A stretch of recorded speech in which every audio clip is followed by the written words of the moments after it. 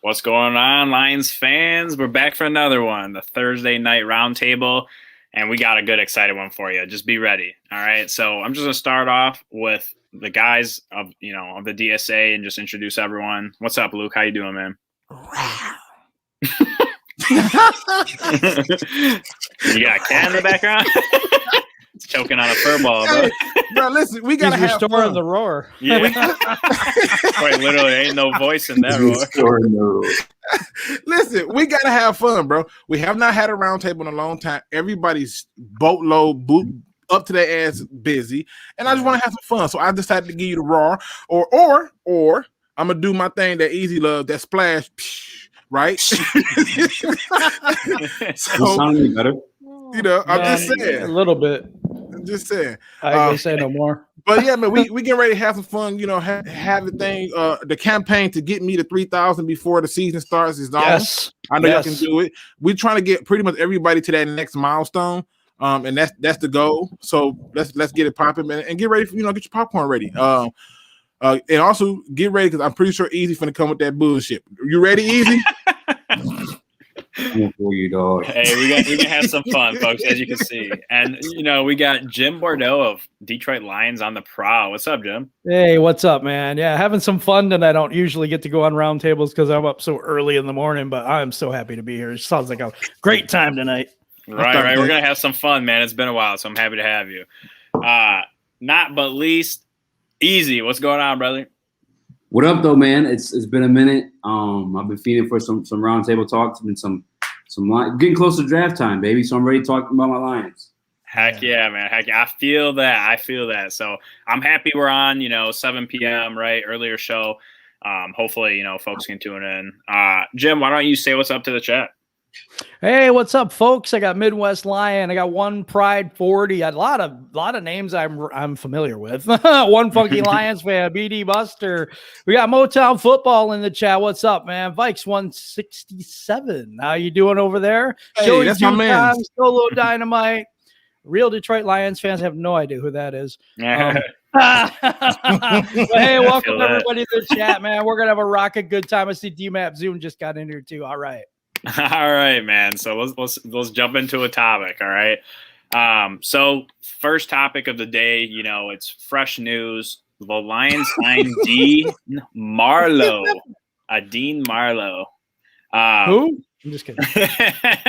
Right. I mean, honestly. So, I'll bounce it over to you, Easy. What do you know about Dean Marlowe? What do you think about him?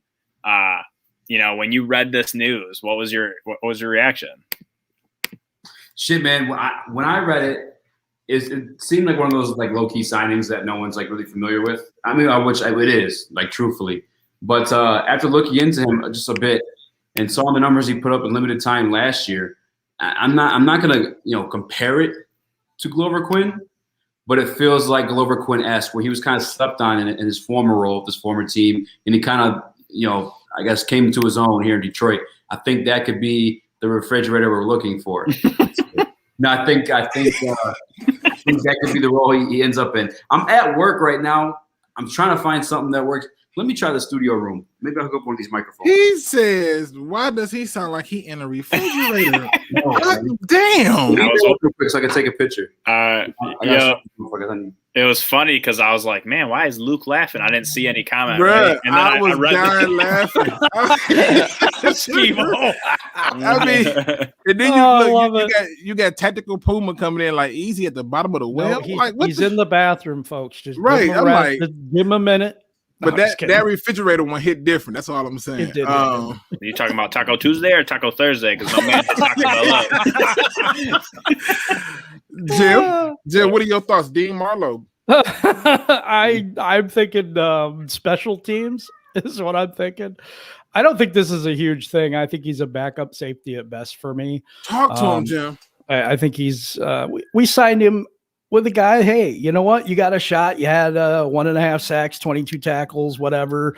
Welcome to the team. Just like everybody else, you're going to have to prove it. But I think he ends up on special teams and a backup safety.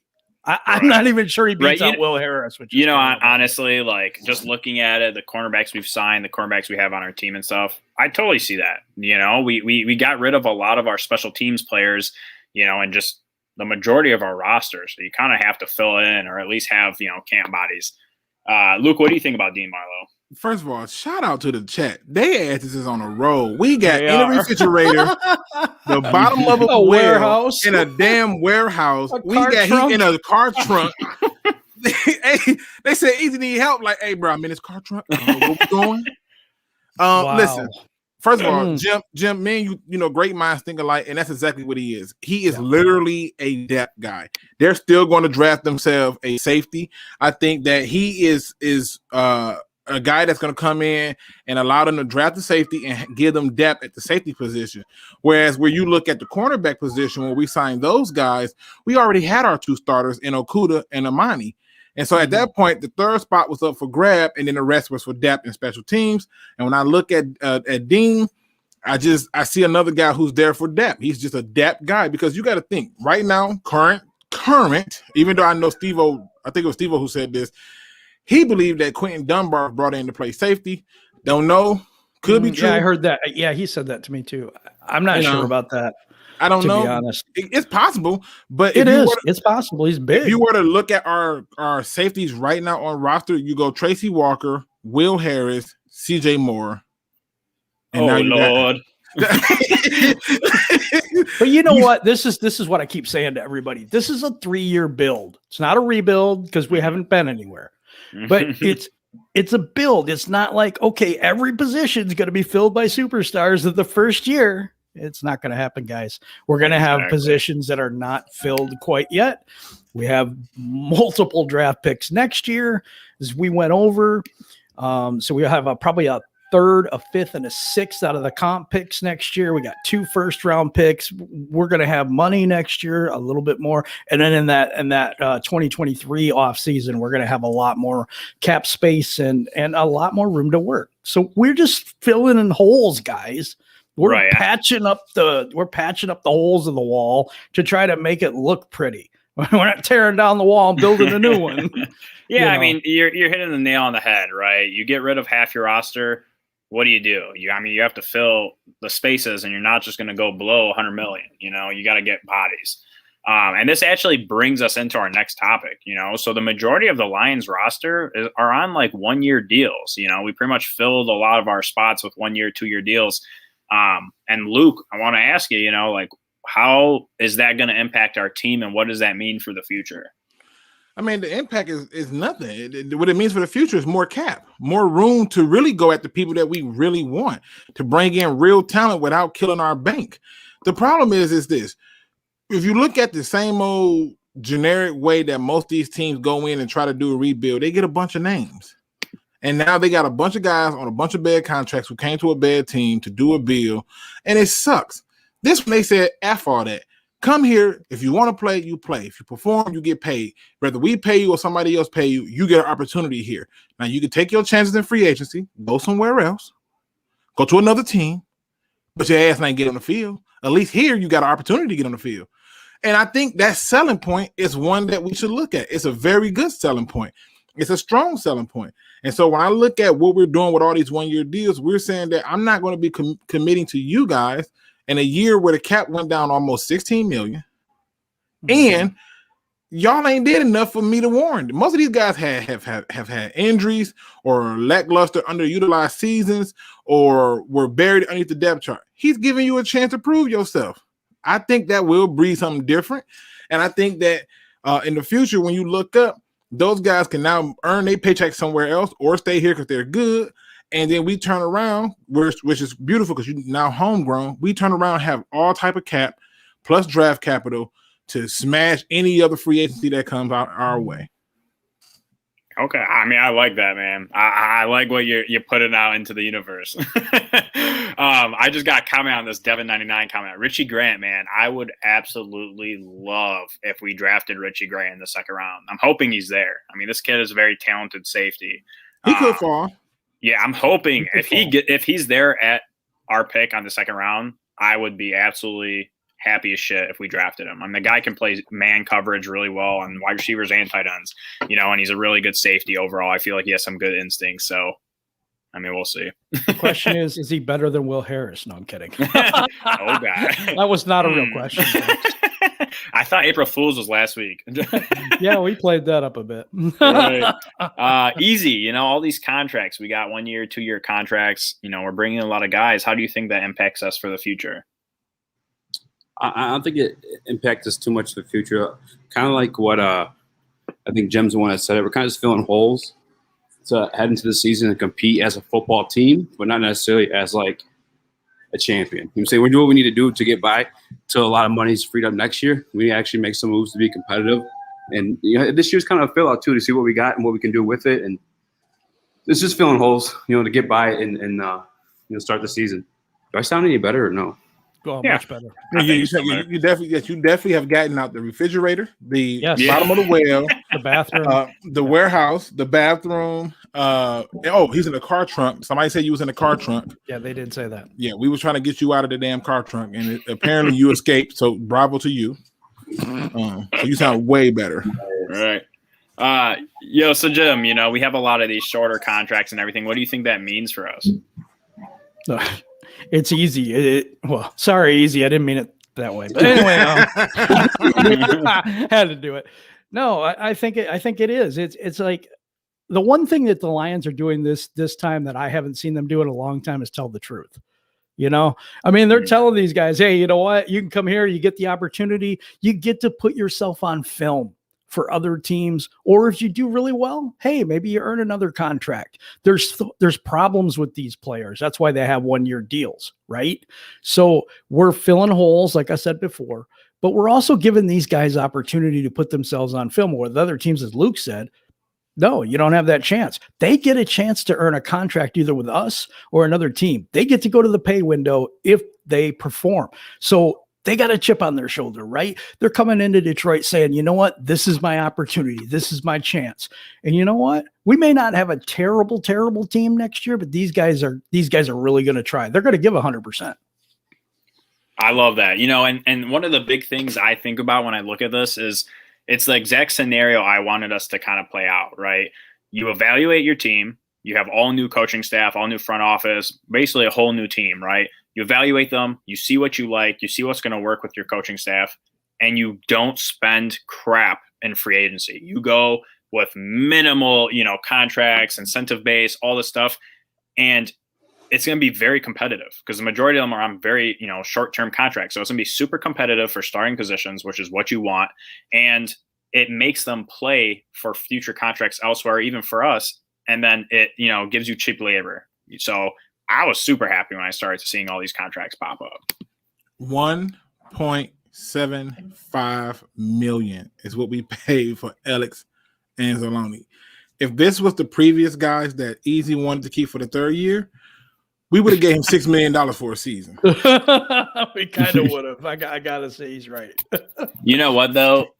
Honestly, the nice thing about what we're seeing is that it finally looks like Detroit is different, right? So before it was overpay for all these free agents, and it didn't even matter who our president, GM, whatever it was. Every single free agent that came to Detroit was overpaid, you know, past their prime, whatever it was. You know, stupid contracts for backups, and now we're bringing in like the majority of players we had for a tryout, we literally signed.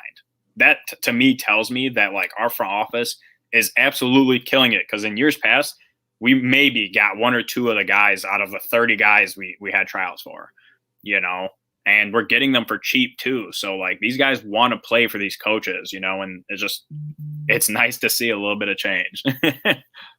Well, it's one of the things that you listen to, that you listen to the players talk about, like Jamal Williams. He's like, look, I love how the coach was talking. Like, Romeo, of course, said, yeah, I want to play with my brother, but me and my brother both believe in Campbell. And the worst part is this: your third overall pick said he feel energized with the new coaching staff because he dealt with a lot of dysfunction the previous, you know, coaching staff. So it makes a difference, you know, but it takes 3 years to build a culture in Detroit, says nobody.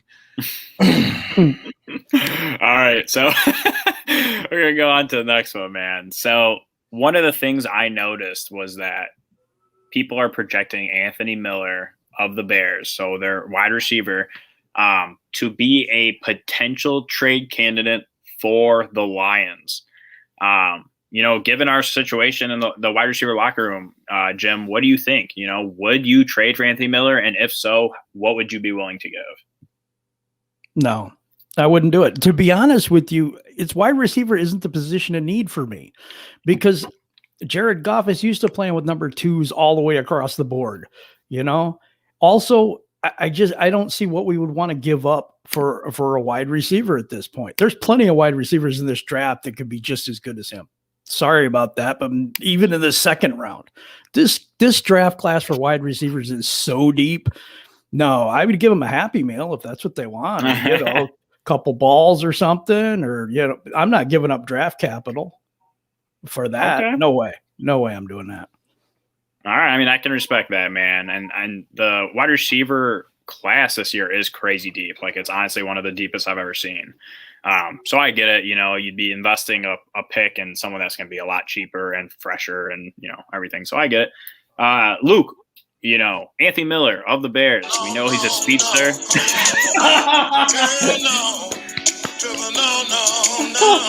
Are we doing this for real? Are we doing this for real though? Like this, like why is this even a question?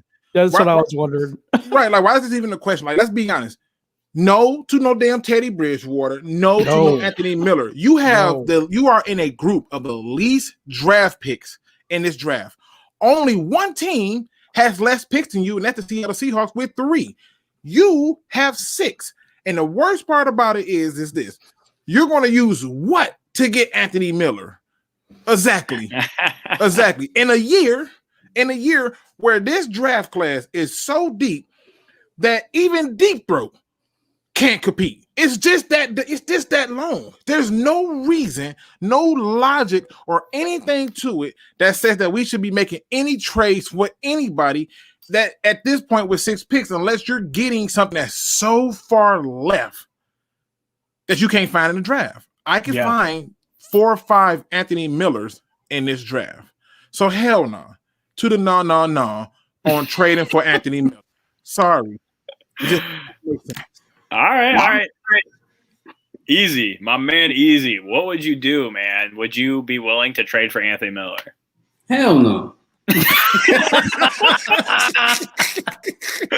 right. What's your reason, man? What you mean was my hell no? What? Why would I give up an asset for him? That's somebody I get in the 5th round. Yep. I'm not give up 4 or 5 of them. So I'll be real with y'all. I would be willing to give up a later draft 7th round pick for him because 7th round picks to me are nothing. And I've watched Anthony Miller in quite a few games. This man can get separation. And to me, like, I feel you. A 7th round pick, honestly, like, that's really shit. I feel you. Yeah. We don't even have a 7th round pick. Yeah, right. No. That was saying like in a future draft, something that's like whatever. I mean 2027 or something. No. Listen, don't worry about it. I'm gonna get them together. I got this. Yeah, that was me talking to the football guys. He wants to know what you smoking. That's what he wants to know. Good, bro. Listen, I'm asking the question, sir. Give me a minute. I'm asking the question. He wants to know what the hell are you smoking to say that you're going to trade for a receiver in this draft. Well, here's the thing, Luke. So we have 6 picks on this draft. 6 picks. Right. So we got 6 picks. So unless we can make a trade down, I would rather trade a future 7th round pick for a wide receiver than to like hope for a trade down or invest a higher pick. Cause I could definitely see us taking a wide receiver in one of our earlier picks. You should prefer that. You should never drink before you go on these things. I'm telling you, right? Like, you see the chat already on his head, like he's smoking that Snowfall. Somebody like he's smoking crack. Listen, bro, it's this draft. This is any other year. I'd be like, okay, I hear you. I hear your logic. So, all right, let me follow up with you, Luke. So, which pick are you investing in a wide receiver? 4th and 5th. Mm-hmm. All right. So, who you grabbing that late? A whole lot of goddamn people. Do you see this? But hold on. Do you see the receivers in this draft? I'm just curious who your pick would be, though, like a legit pick. Bro, you can't go wrong with nothing of this. You gotta understand. Listen, wide receivers. Bro, it's that many wide receivers, bro. Like, you got to think about it. All these teams trading up to try to get quarterbacks push the draft further down. So a lot more receivers are going to get pushed down. You'll probably get I predict about 4 to 5 receivers took it in the first round, maybe 4 to 5, right? And then you figure second round, you may get another 6 to 8 receivers, right? So we haven't even scratched the top 25 receivers. By the time you get to the third round, which we drafted Kenny Galladay in, man, you're going to have options. Like you got 6'6", 6'5", 6'1", 5'8". You have options. It's literally like you walking into a goddamn brothel and you make your pick. You can't mess this up. I think it was Miller time for. I'm just saying. And now you want to trade a pick away for a guy who's already been in the league, which I'm fine with, in a draft where you can literally just hand pluck a receiver. Like Quintez Cephas, you got him with round 5th. Why we can't go and get somebody faster, better? Look, everybody apparently these days run a 4.2. What the hell? You can't fuck it up. Hey, man, honestly, that's just a reason, though, to be slightly skeptical of this draft because so many people ran 4.3s and fucking 4.2s, 4.4s, and you're like, what? Like, a lot of these players that are skill players, I was like, there's no way you ran that. And I'm talking about some of the higher-end people. Like, even Kyle Pitts, I watched that. There's no way he ran what he ran. I said the same thing. I said there's no way he ran. He never ran no 4.46. I don't believe Chase ran a 4.38. I don't believe Oway ran a 4.36. No, it just looks slow, bro. Like you watch someone like Chris Johnson or someone, and these guys are flying. I think that Don Muhlbeck's in the forest this year. Don Muhlbeck Jr. I just don't see it. Leon Sandcastle. Those numbers are as fake as Bo Jackson running a 4.13. You're not going to convince me of this. Right. You're just not. Sorry. I mean, and also you know what? I mess you guys up all the time. I apologize. Do you really think the Bears are going to take a 7th? Hey, look, they do a lot of dumb shit on the year-to-year basis. They took 10 tight ends last year. You know what I'm saying? Like, you made a good point there. I withdraw that statement. 10 tight ends and oh my goodness. So all right, so let's jump on to this next one. All right. So Jack Fox, Mr. Incredible Leg over here, recommended that we add on a rule stating that if you kick a kickoff through the uprights, that is 1 point. Easy. Would you accept this rule? Mm-hmm. We lost easy. Luke, what you think, Luke? This rule is stupid. Yes. This rule is stupid. So you kick it through the upright. So you can just say forget. Don't even worry about it. Just forget kick return, which means you're now putting people out of work. That's what they wanted to do anyways, get rid of the kicker. And so now if you do this, think about this. If you do this and you got a kicker who can do that, what if let's play hypotheticals for a moment. Then why do you go for 2 points ever? Let's play hypotheticals for a moment. What if we both tied 21-21, but now you got to now kick the ball off to me for me to go down with the final possession? But instead of me kicking the ball off to you, I'm just gonna drill that bitch through the back of the goalpost, and now I'm up 22-21. Yeah, I think I'd be a little ticked off that my team lost on some BS like that. Like, no, that rule is stupid. It just don't make sense in my opinion. And to be honest with you, I feel like the reality is you're going to introduce these rules, but the only person that benefit is the kickers. They're trying to get more money to say, hey, we can put more points on the board. Well, I don't need you to. I need you not to miss the goddamn 2 poles that you're supposed to put it through. And they're pretty wide. They're pretty wide. Yeah, so if you can kick it off and hit it, then how come you can't hit a field goal from 35 yards? Right. So you see what I'm saying? Like, or miss an extra point, okay? So I just don't see it because it changed so much of the dynamic away from it. And now we don't get some of those electrifying returns and stuff. And then who's to say that they don't now decide to elaborate and push it further to the point where I'm just going to punt it through the end zone. And that's another point. At that point, you're just money gouging and playing for Vegas and playing for fantasy sports. And I'm not with that as it is. All right, so let me ask you then. I get what you're saying. I definitely pick up what you're putting down. what if they move the kickoff spot back to where it was, so it is extremely hard to get it through the uprights? What if Scarlett Johansson decide to come in here and get naked? I mean, it doesn't matter. It doesn't matter. What? The reality I think it would matter. Jim- I don't Jim- know. Maybe I'm It wrong. doesn't but- matter. I literally was like, wait, what did he just say? Like, it took me a No, second. in other words, I'm saying that yes, if they did this and they did that, and so I'm like, oh, that sounds good. But in general, it's tacky, and to me, it waters down a game that I don't want watered down. That's the reason why the NFL is successful. It's because they don't have guaranteed contracts. It's because that they do have a system where every team don't make the playoffs. They have it set up to where them points are hard to come by. It's one of the reasons why baseball is universally and the number one sport behind soccer, because it's hard to get them damn points. And so keep the game difficult. Don't make it to where I can do a bunch of kicks, because if I get a field goal and we got a game 9-9 and now I'm playing to get the kick to the field zone, it's dumb.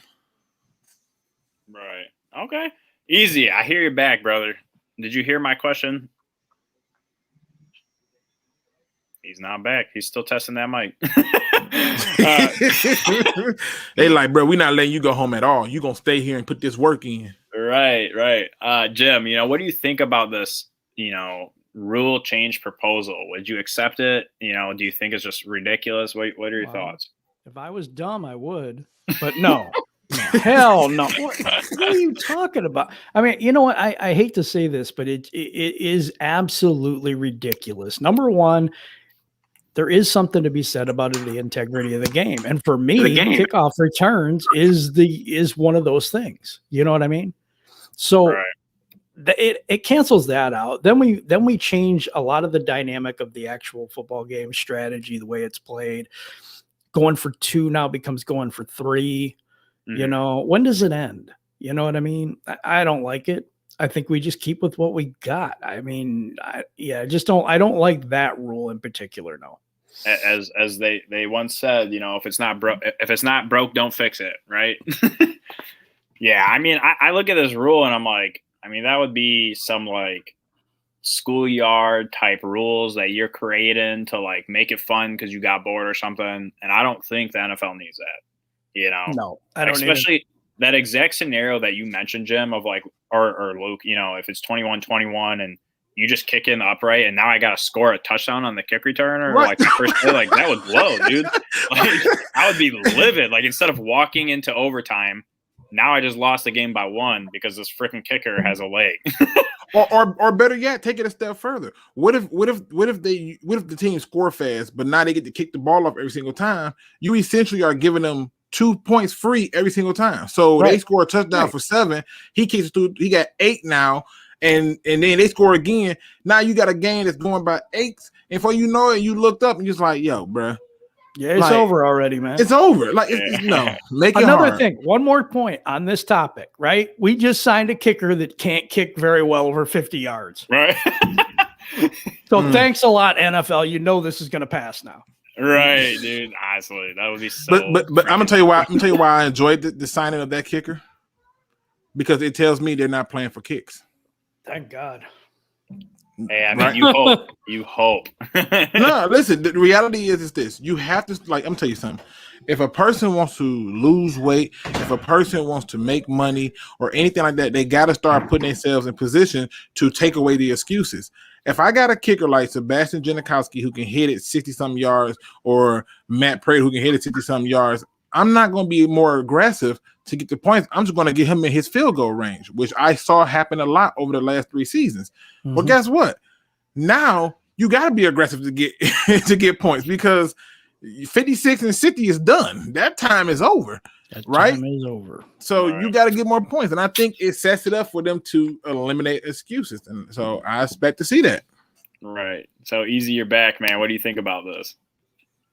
I think it's stupid. It's just one of the dumbest shit I've ever heard in my life. Thank you. Why are we all agreeing tonight? Something's weird, man. Right. It's such a typical punter thing. He's like, yo, I'm sick of sitting on the sidelines. Like, yo, let me get in on this action. Yeah, no, it's the dumbest thing I've ever. I had an actual point on it, but I was scrambling so hard for a microphone that I even forgot what it was. But it's just dumb. It's one of the stupidest things I've ever heard. Right. Anyway, so I think it was Tim. Let me see. Tim Hutchison said, what round do you guys see us getting a wide out? Just quick responses. Jim, what round you think we addressing this? 4th or 5th. 4th or 5th? Facts. All right, what do you think? You think 4th or 5th? How about you, Easy? Mm-hmm. I feel like they keep kidnapping Easy, then letting them talk for a minute. Like, you can breathe now, say something, then they take them back. 100%. He does sound farther into the hole every time he talks. So it's amazing. There's something going on there. But the truth is it has to be 4th or 5th, and I'm gonna tell you why. If you figure in the first round, let's say for whatever strange reason we decide to go to Jamar Chase, or we go with Pitts, or we go to offensive tackle. If we go anywhere in those three, those are all 3 offensive players. So rounds 2 and 3 where you got 2/3 and you got that second, they're going to go defense. So they're going to add safety. They're going to add a linebacker, right? And that they're going to look to add more help in the secondary. Yeah. They're going to go defense within the 2-3 areas. So now you got to say 4th and 5th is where receiver come up. Now, if the defensive player that they want is not there in the 3rd, I can see them going as early as 3rd for a receiver. But to me, anything before that 3rd round pick taking the receiver is just ridiculous in my opinion. Look, I'll tell you what. I definitely see us taking a wide receiver in round 3. And it's just because we have 2 picks in round 3, and I feel like that is the sweet spot before you have to just get that freaking diamond in the rough wide receiver. I know this class is deep, but like that 2nd, 3rd round pick that we have is like there's too many needs on defense to do that though. Oh, I agree. I do agree. But like, we're not going to fill all those needs. I get that, but right. But like, let's say it plays out. Let's say it plays out like we take an offensive tackle, then we take maybe a linebacker. Next pick, you can take a safety or something. I could see us taking a wide receiver then. You know what I'm saying? Because if you look at this draft, the draft is top heavy for defensive players compared to offensive players. Offense is just deep, and so I don't see us addressing too much of the offense early on. So to take a wide receiver with that 2nd, 3rd round pick, or maybe the 4th, that's where I'm seeing it. I just look at it like this. I say to myself, realistically, what are our major holes? And so we got a problem at linebacker. We definitely got a problem at safety. And yes, we do got a problem at receiver. But I just look at it, and to me, the most logical thing that we can do that makes the most sense to me is the same thing that I wish we would have did the previous year, where I said we need to take Tyler Johnson out of Minnesota. Meanwhile, he over there on the Buccaneers acting full-fledged a-hole, balling. And I'm like, we could have had that guy. So to me, my lessons is learned to say, look, I honestly think we should wait till the 4th or 5th to get those receivers, because a lot of receivers are about to fall. You don't have to feel pressure to take a receiver. If they take one receiver, you can then look up and get another receiver. It is not hard. You got Quintez Cephas, who I think will excel in this offense. And I'm going to be real critical of this coaching staff and this front office, because I'm going to be paying attention to everything that they do. But taking a receiver 1st or 2nd, just don't make sense. That's not the plan. And it doesn't look like that's the plan. So to me, it goes against what they're trying to do. I hope you're right. I hope to God you're right. I just put this comment up by Funk because I like both these guys. I think Tylan Wallace and Mario Rodgers would be great picks at that pick if they're available. And I hope to God we don't address wide receiver earlier than that 2nd, 3rd pick. So, so let's see here. So we have another question, and this one is, why am I not reading this correctly? I can answer that one. No, I'm just kidding. So this one, so we all have seen this. I know for a fact we've all seen this. The Lions had the worst record during the 16-game era. What do you think about that, Jim? What do you mean? What do I think about that? I gotta get your what feelings. What kind of question is that? I gotta get your feelings, man. Like, what do you think when you hear this? Like, I think we've sucked for a long period of time, and I think the one thing we've never done efficiently is address the offensive line to be a top 5 offensive line. So I'm preaching that this year. We've tried the Hall of Fame wide receiver. We've tried the quarterback. We've tried Barry Sanders, even legend Barry Sanders. And how many Super Bowls did we win? None. How many championships have we had? As in NFC championships? None. let's try to build a team before we get these star players.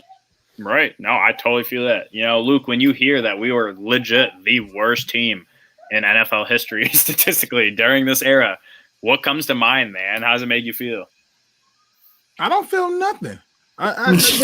Listen, there's no feeling to be had. All I know is it's the quarterback fault. All right. And I'm sick of it. Right? I'm sick of it. It's the quarterback fault. From 1978 to 2020, them damn quarterbacks just suck. Okay.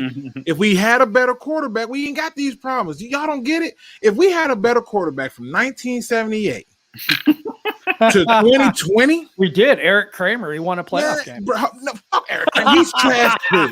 Okay. He's trash. We know that. If we just did it the right way. Okay, listen. If you go through and you look at our quarterback's record, that's the problem right there.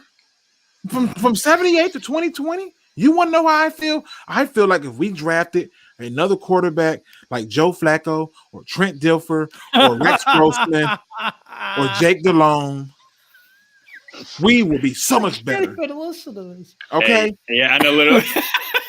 You might as well list all the Browns quarterbacks too, because they took forever. Listen, I mean, let's be honest.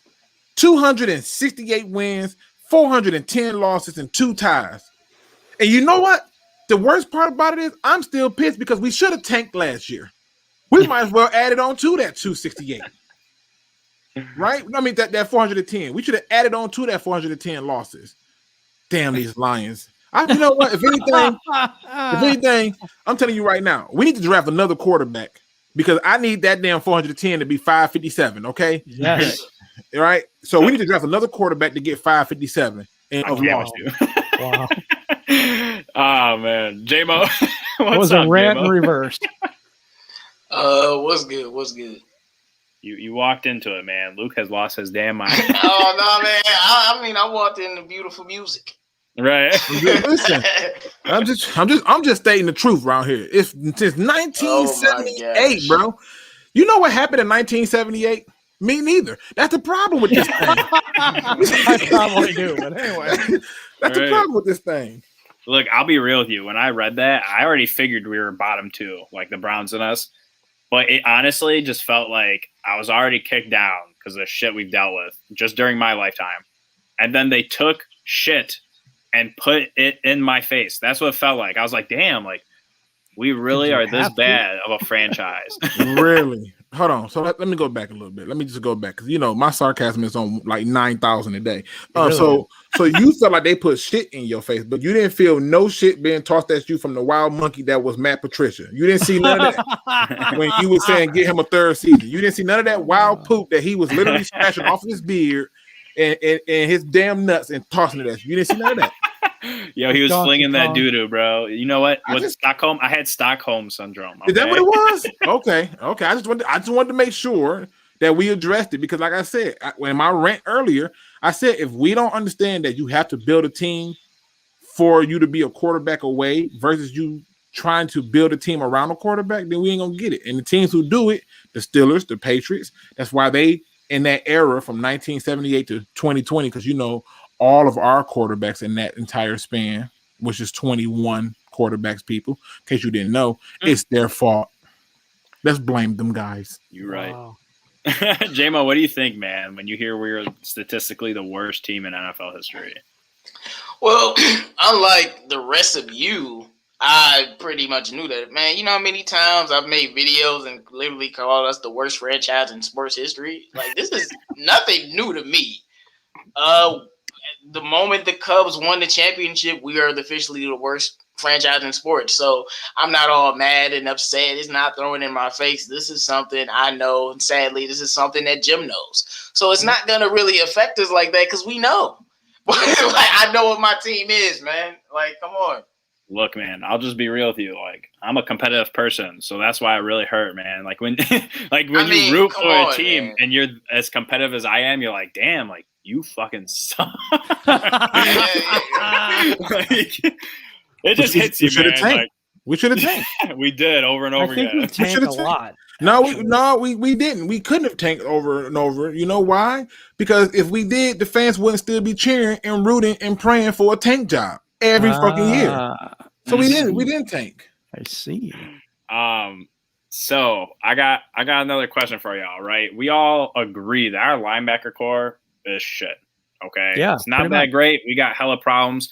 And one of the names, a big name linebacker, is apparently falling in the draft, potentially into the second round, and that is Xavier Collins. I've been reading that he's falling on draft boards for some reason, and I don't necessarily know if he's falling or if other people are moving up. But that is the case. Would you guys be willing to move up if need be to get him if he falls into the second? I'll start that off with you, JMO. Nope. Brad, what's his name? Brad Holmes? That's the guy name? Yeah, he's supposed to be the mastermind of getting picks. You shouldn't need to move up to get anybody, honestly. Unless it's, somebody crazy somewhere. But no. Stay right where you at and take whoever you need, whoever you think you need to make your team better. Okay. Jim, what do you think, man? Would you be willing to move up a couple spots to get Collins? Let me see. Hell no. Are you serious? Who came up with these questions? That's what I have. I have a question. No, anyway. No. Why does everybody want to give up draft capital? We don't have it in the first place. It doesn't make any sense. And let's just borrow from next year because hell, let's just do that. No. Brad Holmes is known for his later round picks. Why are we going to trade up for somebody? I like Xavier Collins to a point, and I'm going to say to a point. I mean, it may surprise some people, but yeah, to a point. But no, I'm not trading up for him. All right, Luke. I can tell by your reaction that we are going to get a similar response. But would you be willing to move up to get Collins? No. Hey, that's my song, bro. Listen. Y'all don't understand something. We got 6 picks, right? And I'm not trying to act like if we had 7, it would be better. But if you had 11 or you had 12 picks, okay, whatever. Trade up. I can care less. But you have 6 picks. Y'all wonder why I lost my shit when we traded a 6th-round pick for Everson Griffin for a 6-game rental. There was no reason for you to give that. And the way I look at it is like this. The moment you start chasing something, it's the moment that it runs from you. If that linebacker was meant for you to have, he will fall to you. Some players are worth you trading up, but I don't even know if we're running a 3-4 to be talking about taking a Xavier Collins. Are we an official base 3-4 defense? I don't think so. Maybe a 4-3 flex, maybe a 4-3. We could be a 3-3-5. We could. Right, there's a lot of things we could be. So what the hell are we? So now to sit there and make a decision as a football love, as a love of football in and of itself, to sit there and just say, hey, I'm a trader for no. Collins is not falling because he sucks. He's falling because other teams have better priorities, at least according to the mock draft world. They have other better priorities, and they should. If you look at most of these teams, to get to the point where they're saying, I got to take the priority. Now, you look at some of these other teams, like the Bengals, who are now really strongly considering taking Jamar Chase because their quarterback want him. Stupid. Okay. Then good for them. But the reality is you don't do this. Now, Angelo says, Luke, I thought you wanted the Lions to trade back into the first. I said, I believe that they will trade back into the first. And the reason I said that is because of what's going to be at the bottom of it based on the teams like the Saints and based on teams like Jesus, I forgot their damn name. Just before the Steelers, those types of teams are not looking to do too much. They can get their quarterbacks of the future in later rounds and not spend all that money. So what I'm saying is if any team thing, if there's going to be any trade backups, it'll be there, but it's going to be based on what the Lions can get early on in those drafts. But they can still sit there and not have to trade up at all, let alone trade up for Xavier Collins. Like this defense ain't being pushed down into the later rounds. It is. So who are you referring to when you said we potentially would trade back into first? So in my scenario of them trading back up, I had it where they took either Slater or Sewell at 7, and then I saw an open window where certain receivers are going to come off the board, and I saw where the Lions would then trade back up because they would have that capital from next year's draft. You're already giving away 2023 7th. I see them making some moves that would put them back up to get players at the safety position that I don't think is going to make it to 41. So like a Richie Grant ain't gonna make it to 41, but they would love to have a Richie Grant. They would love to have a Tyree Gillespie if he can fall. They would love to have these guys who have range and skill sets. But once you go past Grant, once you go past Cisco, and once you go past Hollins and Gillespie, and Hollins, to me, I bumped him down because his tackling ability is not like Richie Grant's, and it's not like Gillespie's. But I want Cisco because he has ball skills and somehow finds the ball in his hand often. That's why he got 13 interceptions as a safety. That's not easy.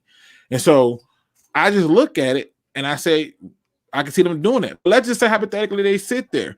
You can wait until like the 4th round and still get that safety from USC because I wouldn't touch him until the 4th round because he's so aggressive. He gonna kill himself because that's why he stay hurt. He keep on trying to knock people out. So Who was that? I cannot pronounce his name. Number 15 from USC. I can't think of it. I cannot pronounce his name. Talking about UCF. Is it No, UCF is Grant. I'm talking about number 15 from USC. They called it the next Troy Polamalu. Oh, I'll have to look him up. I feel like I know who you're talking about, but I can't think of it. That guy. Oh, that'll be our pick right there because nobody can pronounce his name. Hey, I'm fine with it, right? But he that sounds like Tavad Distant brother. He's cut. Dog, now we have to stick Hufanga, yeah, that sounds like it. See, we lucky Bob Quinn out here because Bob Quinn would take him for short. Bro, I can't pronounce that dude's name for the life of me. I'm not even gonna play with y'all, bro. Like, what is his name? I feel like when you try to say his name, it's like Eminem. No. Okay, Talanoa Hufanga. You know how I do it. It's Hufanga. Hufanga? Hufanga, probably. Hufanga. There we go. That guy right there. Talanoa Hufanga. Hey, his name actually sounds kind of sweet. This man, listen to me. This man is like WWE wrestler with that type of name. This man has broken both his collarbones. How in the hell do you now? Unless he on that hits hard as shit. Then if that's the case, I feel you. But that's why I don't want him because he's so aggressive. Bruh. Unless he finna do the same thing Lawrence Taylor did and smoke crack so he can play through it, I don't see how you can take him. The injuries it scares me. Oh, that's what we love. We love injured players here. He's the pick for sure. You can't pronounce his name and he'll never see the field. That's perfect. He said, "Come on, look." They say, "Look." They like, "Look." Devo like, "Come on, look. It's not that hard. Everything is hard for me. I'm sorry. Okay, I'm sorry. It sounds like you're doing that. With the super frisky expialidocious. Fragilistic expialidocious. It's not gonna happen, bro. It's never gonna happen. I'm just gonna tell you right now. Yeah, you always been a little behind on the naming. Listen, I've never shied away from it. It took for the longest. J-Mo corrected me every time. Like, bro, Luke. I'm like, I told you I don't know how to do this shit. It's not for me. Give me a damn number in the school. I can tell you what that is. Thank you. Oh, so I think we got Easy back, man. Easy, you back? Got your stuff? Can you hear me? Do I still sound like I'm in a No, you sound pretty good now. No, you sound really good. Bro. Actually, you escaped. It sounds like you finna write a love letter. Like, in my back, everything good. I sound like Cool J. No, look. Not using it for Batman. I'm Batman. Go ahead, bro. You got it. So I'm at work. I've been trying to find out how to hook up these high-tech, fancy-ass microphones here at Woodward Sports to my laptop. It just took me that long to do it. So that's like I was on a fucking toilet. I apologize about that. You fancy, huh? I know he is fancy, right? So freaking fancy. So easy, man. The question was Collins, bro. Xavier Collins, people are saying that he potentially could fall into second. Would you be willing to move up a couple spots to grab him? No, hell no. I don't. Why are we trying to give up our draft capital this year? We're already like low in it. I'm not in that camp. I'm good with that. All right. Who took over Easy's body today? What the heck? Right. That's why I had to laugh for a minute. I'm like, what the hell is going on? What the hell is going on? What happened to him? That's so funny. The body snatchers. So I got to go for you guys. So you're going to have to think for this one. Oh, we'll start with you, Easy, because you've been absent. Freaking UFO coming in, sucking you up. So who on our roster right now is that sneaky good player that's going to be good in this upcoming year? Oh, shit. I think like who we don't know is going to be good. It's going to end up being good. So like obviously you can't be like, oh, Ragnar is gonna be good. That was my answer. Damn it! Took my answer. The biggest sleeper. Go ahead, Easy. Say Kenny Galladay. Go ahaid. What? I said the Lions roster, my dude. I know because I have an answer, right? But it is a crazy one. All like right, I fully admit it's crazy as fuck. But it's the only one on top of my head right now. I wasn't prepared for the question. I'm the safety we signed today. I'm telling you guys, he's obviously going to play special teams. But I feel like based off the numbers he put up last year, again in limited time, he's going to be surprising, man. He just might surprise us. I'm not saying he's going to be a star or a stud or anything like that. But as a name coming out of the blue, that we're like, he wasn't supposed to be productive this year. I think it's going to be him. Okay, I can respect that. J-Mo, who's your guy, man? Who is your player this year that you feel like is just going to have a great season? I know this is going to sound very, very funny, but we've been getting rid of so many people. I just want to make sure he's still on the team. But Austin is still on the team, right? Yeah. It's gonna be Austin Bryant. And the main reason I think it's gonna be Austin Bryant because as painful as it was watching the Lions games, whenever he got on the field, he always used to do something. It doesn't matter how the play resulted in. I always used to see him give people problems, and he had a few plays that he made here and there. But I think if this man can, if his health is gonna be good, he's gonna trend in the right direction. I've been actually slightly impressed with him when he's actually been on the field. I think put him around a better scheme and better staff, Austin Bryant can be very, very good.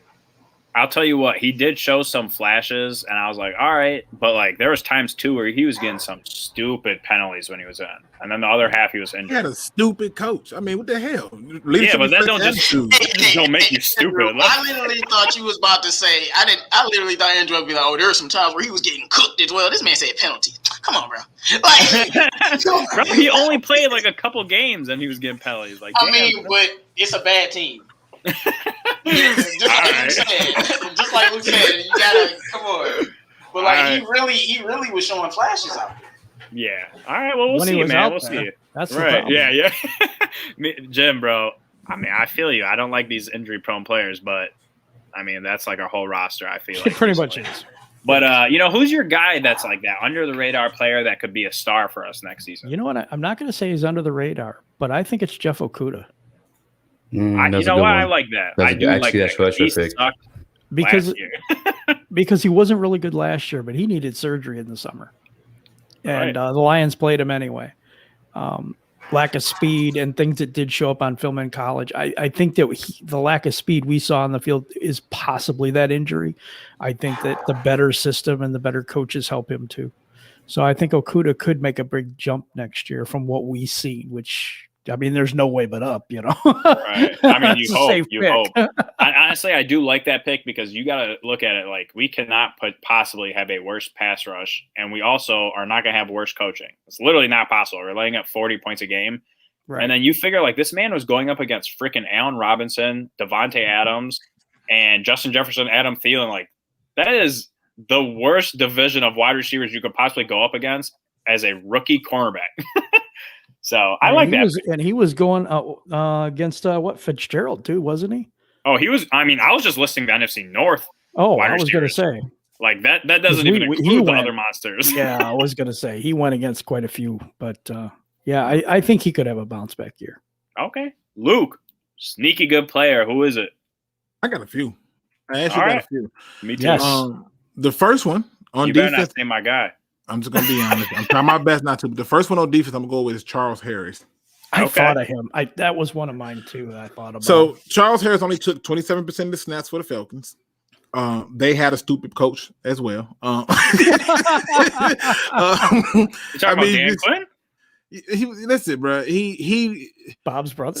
Some people are just better as a coordinator than they are a head coach, and it's very true. I mean, look at what Rob Marinelli did for the Cowboys defense, but as a head coach, we got 0-16. So I'm just saying. Yep. I think Charles Harris would be one on defense. I think another one that we have to at least pay attention to and acknowledge. It could be scary good on that defense, and I can't even believe my ass is saying this. But Corey Elder, I think he's going to get an opportunity to play. Corn. My bad. I don't know why I want to call him Corey. But Corn Elder on offense. I have two people, and I hope they want. But Bashard Perryman. I like that.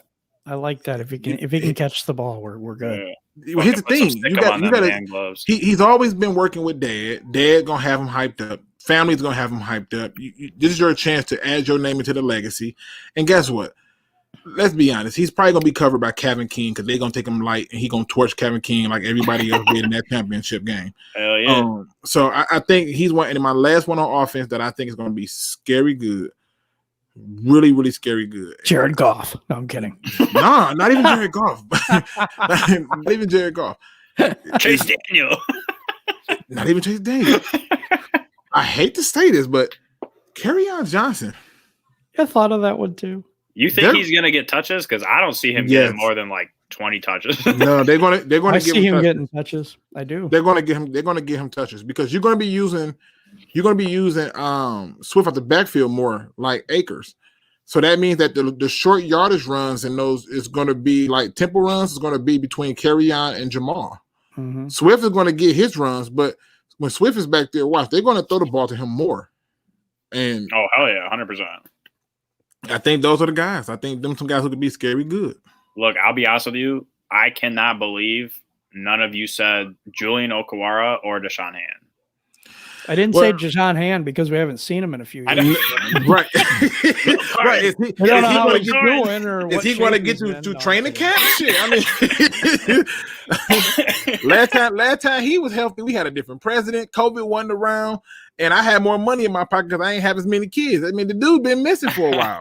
Yeah. I do feel you. That's like that deep sleeper that you're like, all right, like if he plays and is healthy, I can see him being impactful. But I saw his face on a milk carton, man. I swear. Right.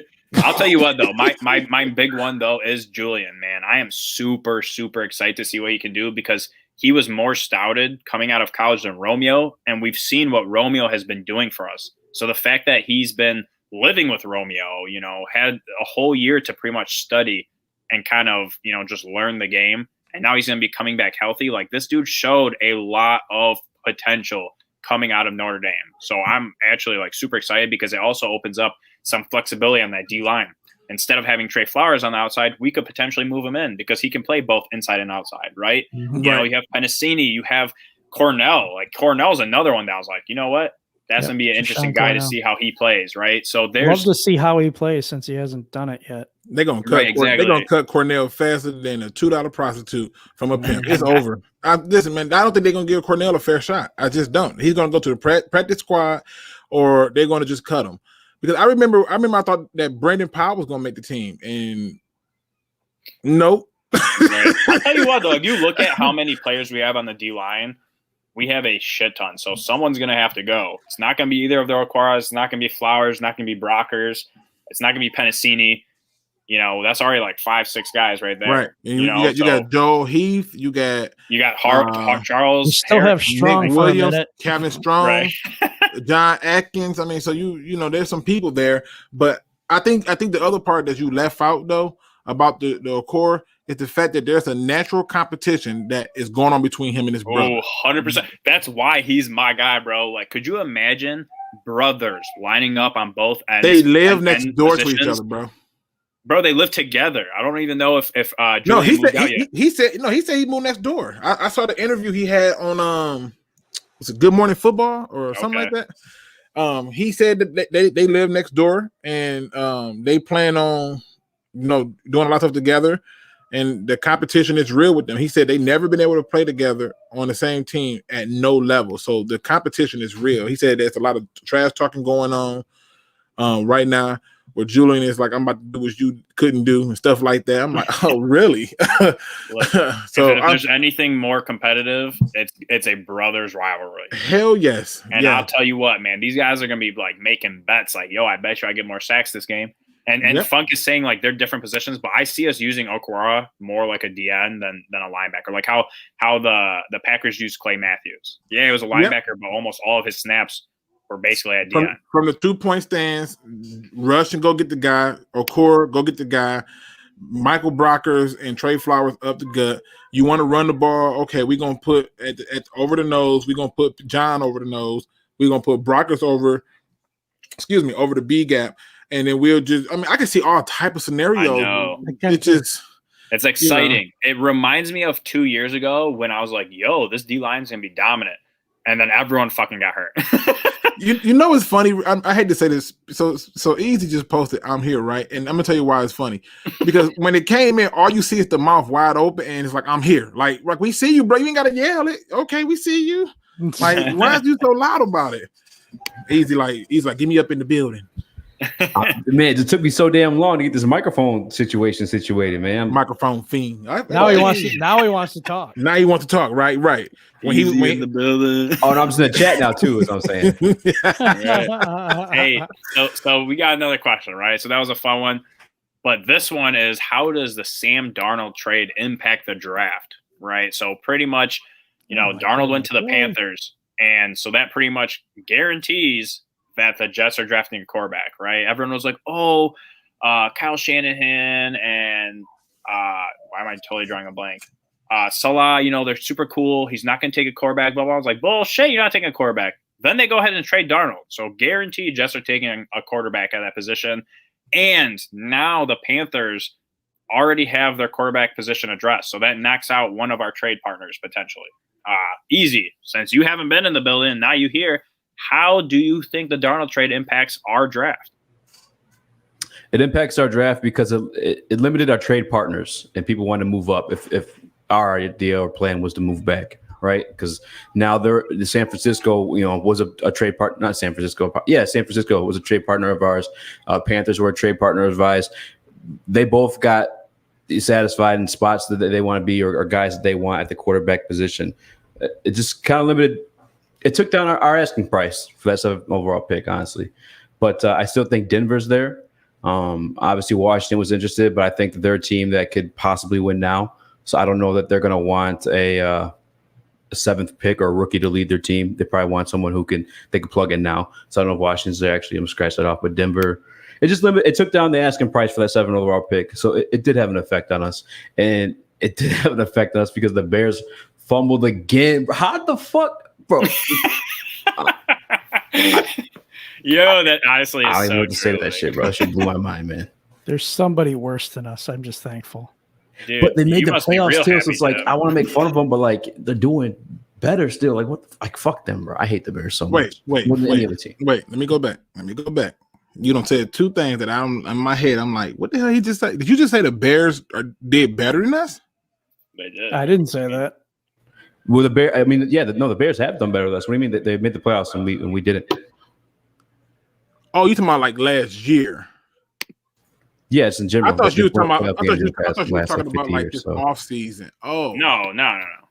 I mean, they've done better with us in the season, but like that's because their defense was so good and they had wide receivers making nice plays with a shitty quarterback. You know what I'm saying? Like, so but their that whole do work. defense just blew up. So good for them. They're going to probably be last in the NFC North this year.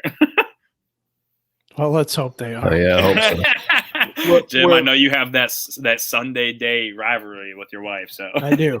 Yeah, Let me absolutely. Can I go next? Because I really want to. First Go of all, ahead. I could not disagree with you more easy. I don't think we lost a trade partner in the Panthers at all. If the Panthers have gotten their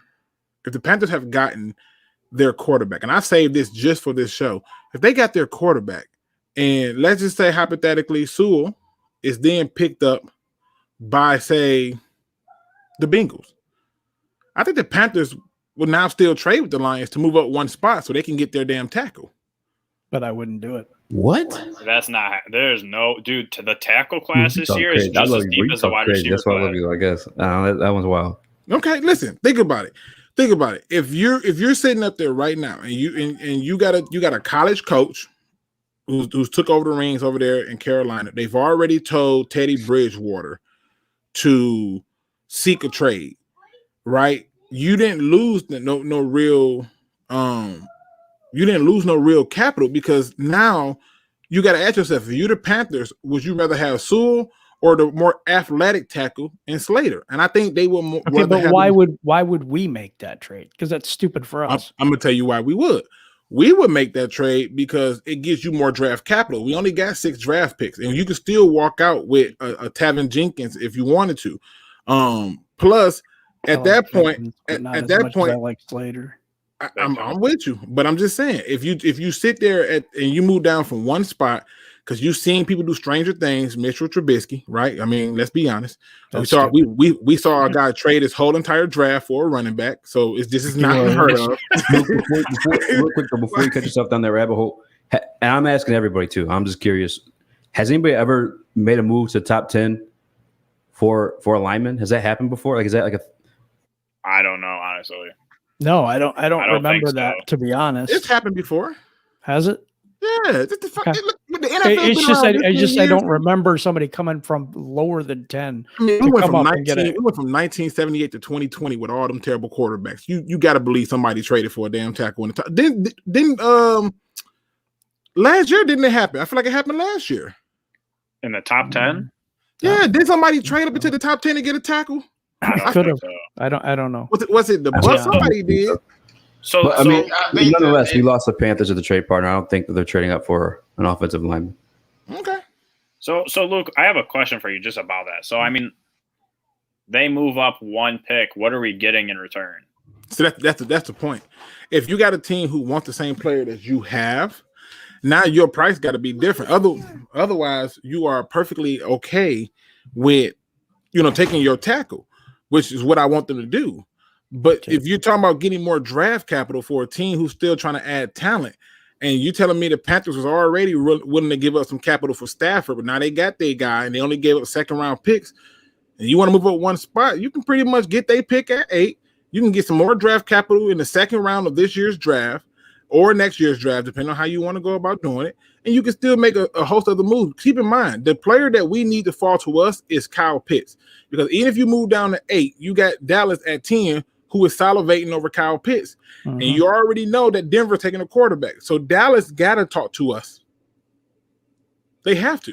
You just constantly create if he falls. Look, I'll be honest with you. Here in this scenario, I'm sorry, man. I don't know what the hell you're talking about. Like, if let's say Rashawn Slater is our guy, I'm not trading back if I have the exact player that I want that I know is going to just fit in. And then you look at, like, let's say Kyle Pitts, right? I'm going to get more draft capital from the Cowboys than with the Panthers. The Panthers are moving up one spot. They're not going to give their second-round pick and their first-round pick to move up one spot when they could get the other tackle that you're referring to. See, you know what I'm saying? Steve prove my point, though. Tampa Bay traded up one spot with the 49ers from 14 to 13 to take their tackle. Just saying. And how much did they give up? Don't give me the line now. I know it happened. I know it happened. That's not top 10, though. Top 10 picks are, like, crazy value. Right. I'm looking for you, but I just don't if top 10 picks are so look at bro. To me, the Lions still got the best trade going this entire draft. The 2 first, the quarterback replacement, and the third. They still got the better trade going, period, out of all these other teams. If you look at what was given up for the 49ers to move down to 3, we still got the better end of those deals. And got more for our one quarterback than anything else. The value on a lot of these picks is going to die because there's a lot of underclassmen in this draft. On top of it being a lot of underclassmen in this draft, it's just a lot of teams are no longer willing to just go with some of the information that's been provided because we didn't have a combine that gives you a equal footing. We got everybody running 4.2s, and so at the end of the day, it's not going to pop, in my opinion. So okay. I just got to keep talking about this because, like, you mentioned the Cowboys, you mentioned the Panthers. The Cowboys have been primarily dominant. I'm not going to say it like that. They have had success when their offensive line has been dominant. And the problem that they're having right now is that their offensive line is getting older and they're getting injured. So you have Amari Cooper, you have Gallup, you have CeeDee Lamb, you have Zeke and Tony Pollard. Why would you go out and get Kyle Pitts to add another weapon when Dak was putting up 30-plus points a game when you can go get that offensive tackle and protect your quarterback? That is the legit meme I thought you had a hard question, though. I thought you had a hard question. Here's my answer to your question. The same that you go out and do it because that's what they do. The same reason why he gave up a first, a third, and a fifth for Roy Williams. The same reason why he gave up a nice little amount to get people like the running back from Arkansas that went to his old school. I can't think of his name, Darren something. That's like one thing. They didn't even need CD Lamb last year, so right. I'm not keeping the Cowboys. Cowboys can get anybody. Right. They did not need CD Lamb. Like for real, they didn't need CD Lamb at all. And we know how great he was going to be, and I've already said it. But they didn't need that man. It was like, take him. If Kyle Pitts is there, they're going to be like, take him. It don't even matter if it's rational. This is Jerry Jones. Jerry Jones has done so many irrational things based off of emotion that if Kyle Pitts is shined in front of his face, he will get that man in a second. And I'm going to give you another reason why he would do this. He's still pissed that he didn't get the tight end that ended up going to the Eagles. What's his damn name? Goddard or whatever his name was. I think it is Goddard or something. Oh, Dallas Goddard. Man, he wanted him so bad. One thing he wanted a tight end so bad. He ain't had a tight end since Jason Witten. Jason Witten came back. This how bad he wanted. He brought Jason Witten out the booth back to the team. He wants a tight end bad. And the rumors is he's so in love. He's so in love with Kyle Pitts. I'm telling you, we still have trade partners. Teams are going to still call us at 7, but it's the same thing that one funky Lion fan said. It's who's available to us at that position. The one person that we got to see what's going to happen to is Trigger Trey, right? He ain't coming to Detroit. It is what it is. Detroit has options to do whatever they want, and there's nothing that's stopping them from having trade partner. But it's about who falls. Huh? I wouldn't say he's not coming yet. I'm just saying. Bro, let me tell you something. It's not likely. Easy, man. I've been trying. I want a quarterback so bad, but it's over, bro. It's not happening, bro. It's not likely. But it's more likely than the Panthers trading us one spot for an offensive tackle. You're drunk. I agree with that. You're drunk. We already established, Andrew, that you smoked something. Bro, ain't nobody trading up one spot to grab a tackle when there's another one that's like a couple picks later, bro. That's just not happening. The difference, I'm gonna tell you why. The difference is this. There can be 3 legitimate tackles, right? So if we go and say that the top 3 legitimate tackles are, say, let's say the top 3 tackles is Sewell, Slater is one, or however, whatever you want to put it in. And let's say it's the guy from USC or Tavin Jenkins. Here's the difference. They're not the same. Slater is way more athletic. He can get to the next level. He can play all the positions on the line. Sewell can play all the positions on the line except for maybe center. Tavin is he just wants to beat you up. He wants to beat you up, escort you off the field any way possible, can possibly play guard. The guy from USC, he just finessed in a lot of ways. They're all different. So when teams move up, they're moving up because they're trying to get talent that fits what they're going to do for the year. When you look at the Panthers tried to do this with Teddy Bridgewater, which is move the pocket a lot. If Slater is still there, their asses will trade up. If you go and look at most mock drafts, they have them taking an offensive tackle. And the only thing that's a threat to them is the Lions. That's the only threat. But if you think that it's more likely, if you think that it's more likely at 7 that we're taking a quarterback than it is us getting a trade with the Panthers, then I'm telling you, you're drunk. The quarterback is not on the table at all for us. You think they're going through all this trouble, constantly telling the media, yeah, we're looking at every quarterback because they serious about it? Who does that? Bob Quinn.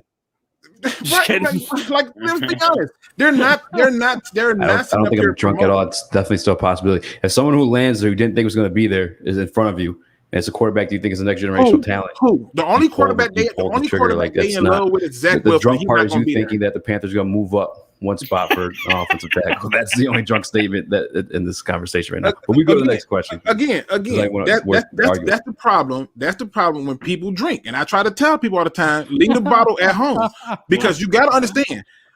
I'll tell you what, Luke. If the Panthers name me the quarterback, if the Panthers trade up to get an offensive tackle, I would be utterly shocked. I would literally go live and be like, "Yo, Luke knows everything. I don't know shit." Whatever. Name me the. All you got to do is follow simple logic. You got a quarterback. Simple logic that trade has never taken place. Like 3, we can't name one. So you know that the first 3 picks are going to be quarterbacks. That means that you're going to be left with 2 quarterbacks out there. There's only one quarterback that the Lions are 100% in love with, and he won't make it to him, which is Zach Wilson. You can't even say that. Okay. Luke must have been Hey, in the room look, during the scouts and everything. Like, you said- he knows you the said- one quarterback the Lions love, right? Come on now. I mean, I find it funny how all these teams love Zach Wilson, and I keep telling people they in love with this man because he gonna be a beast. But the Lions, the moment they did that restructure, they not getting the quarterback. Like anything in the world can happen. No, yeah, and I'm not saying the Giants are the quarterback. That's not me saying that at all. But I'm saying like I wouldn't take out the plans. You say I wouldn't. J-Mo, me and you both know. We understand that the logic behind it makes sense. Like, I wouldn't be surprised if they still end up with a quarterback. Is that you have people like Easy who want to try to have a debate that's not debatable. The Lions are not selecting a quarterback at 7. I don't give a shit what the hell happened. Panthers aren't trading up for fucking offensive tackle. Right, but it's a 0% chance they taking a quarterback though. There's 0% chance. I just disagree. Unless I it's disagree Zach Wilson. wholeheartedly because the guy that's there at 7 You're falls. They drinking. didn't expect it either. Then, like, absolutely. All right, Any team. folks. We revolving. We'll This pull is the trigger on definitely it. one of That's those that we're gonna have to wait and see. But Listen, I'm but J-Mo, back to the question: the Sam Darnold trade. How does that impact us in the draft?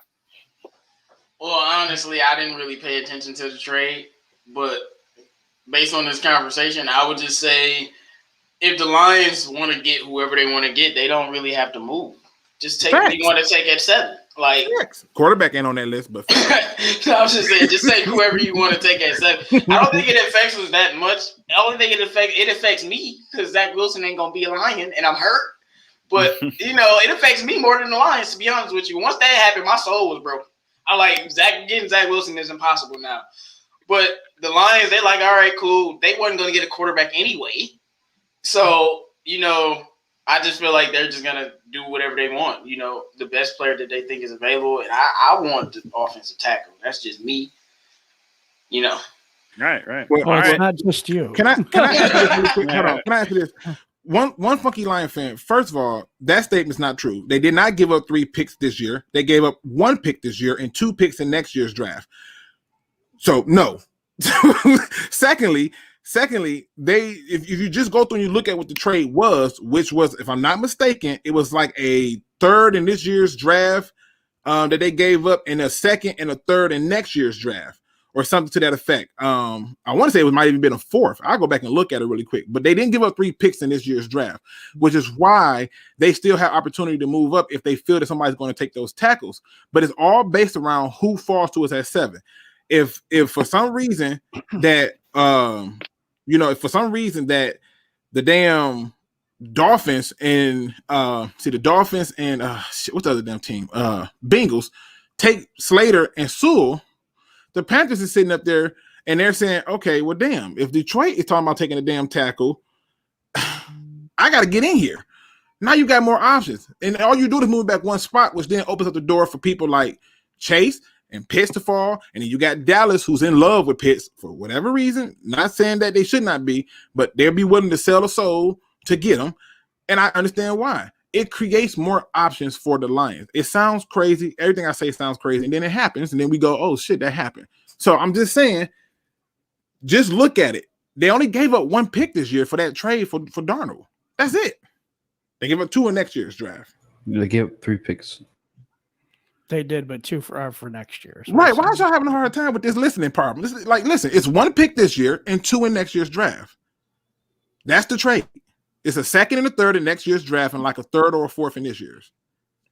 All right. So like I said, we're going to have to wait. Wait. So what trade? Y'all talking about Sam Darnold? Yeah. Or you talking about San Francisco? Okay. So Sam Darnold got traded for a 2nd and a 3rd or what? For next year. He got traded for a 2nd and a 3rd in next year's draft. And this year what? This year I think it was a 3rd. They still hold 18. No, I think it's later than that, I'm pretty sure. I feel like it's a later pick too, but I can't remember. I'm trying to find it right now. I think it was like a 2, 4, and 6. No, because I'm just doing my little board calculation. It seemed like they traded him for a low 2nd round pick, basically. just got rid of that man. Here, I'm finna tell you what it is. I'm trying to find it myself and I can't find it. So while Luke is looking, Jim, how do you think that this trade impacts our draft? I think it hurts our draft. I do. I don't think Denver is going to try to jump Carolina for a quarterback now, and I think that kind of eliminates Denver as a trade partner. I think we could go back further in the draft. Maybe with New England, if a quarterback falls to us or something like that. But it just doesn't look to me like there's going to be some thirsty teams wanting to come up and give up draft capital. I think we're in a situation maybe just like last year with Miami where they felt like their guy was going to fall to them and they were right. I think that's what more or less what's going to go on. And I think we're going to stay at 7 because of it. Okay. Yeah. And not just because of that trade. I mean, it's the San Francisco deal, the other Miami deal. So, a lot of those things have taken trade partners off the board for us. The one thing it did, I feel like it cleared up a lot the muddy waters with the Lions. Now things are a little bit simpler. They don't have to worry about if a specific quarterback is going to fall or, because you basically know the top 3 quarterbacks are going to be gone. And what Jim said about them staying at 7 is spot on. I don't think they're trading with anybody. They're going to get whoever the hell they want to get. That's really how I feel. Here's the trade. It's a 6th rounder. Yeah. It's a 6th round pick in this year's draft. And in next year's draft, it's a 2nd and a 4th round pick. And they still hold 8 draft picks. Now, what were you talking about that quarterback? Basically, like I said, they traded him for the 2nd round pick. Thank you. Thank you. Just saying. So, I mean, if you really look at it, I think it's not necessarily the Darnold trade that impacts this. It's what are the Falcons going to do? A lot of people are saying that they're going to take a quarterback. And if that's the case, that actually might benefit us because that leaves one elite, quote unquote, elite quarterback left in the first round. So we did a mock draft today and we had Denver trading up with Atlanta to get a quarterback. Okay. And that, even if that happens, that's good too, right? Because what does that do? That only leaves the last quarterback, whether that's Mac Jones, Trey Lance, Fields, whichever one of those 3 it's going to be. That literally means that at our pick, we have the last quarterback that's supposed to be elite, which means that teams like Washington. How many elite quarterbacks Mac do you Jones have? is elite. I was about to say Mac Jones. Hey, whoa. I said quote unquote. No, but I'm saying, wait. No, listen, how many elite quarterbacks do you have up there, Andrew? I don't. I don't. But no. What I'm saying is, you said that. Okay, there's 5. Name the 5. So it's Trevor Lawrence, Zach Wilson, Justin Fields, Trey Lance, Mac Jones. I don't think that all these guys are elite by any means. But them last 2. Yeah. But my thing is that people are viewing them as I have to go get this quarterback, right? So if 4 quarterbacks go in the first 4 picks, that would be the most. I don't even care if someone trades with Atlanta. If they draft a quarterback at 4, that is going to make our pick so freaking valuable because I don't see the Bengals passing on Sewell or Chase. They're going to grab one of them. And then freaking Miami, I mean, they need a lot of different things on the offensive side of the ball, right? Mm-hmm. But they're not going to draft a quarterback. They just took Tua. So that literally leaves us with the final quarterback, which means that Patriots could give us a lot of draft capital. Washington could give us a lot of draft capital. Potentially, like Washington would have to sell us the farm to go down to 19. Wait, I'm just struggling to compute Mac Jones being this hyped up. And dude, I'm not saying he won't be good. There's people thinking there's people thinking San Francisco's going to. Yeah, they think San Francisco at 3 may take Mac Jones. I'll tell you what, they want Zach Wilson, but they know that he's going to. This: San Francisco, if they want to plug and play, I understand, but. If Mac Jones can plug and play, that's different than thinking he's like an elite talent. It's like, no, he's just the guy that can fit our system. But Mac Jones is not no elite. Mac Jones is not an elite talent, man. Like, that's what I'm saying. I don't know, man. He can be successful in San Francisco, but it'd be because he's a great game manager. I don't know about that. I'll tell you what, though. If Tua can fucking go 3rd overall, or what was it, 4th overall, Mac Jones can go in the top 10. I mean, look at the Tua was not all that compared to Mac Jones. I don't know, man. In past drafts, Mac Jones, even in a bad quarterback draft, wouldn't go top 10. But like San Francisco they're planning. I see what they're doing. People do dumb shit to get their like Mac Jones. But the thing is this. What?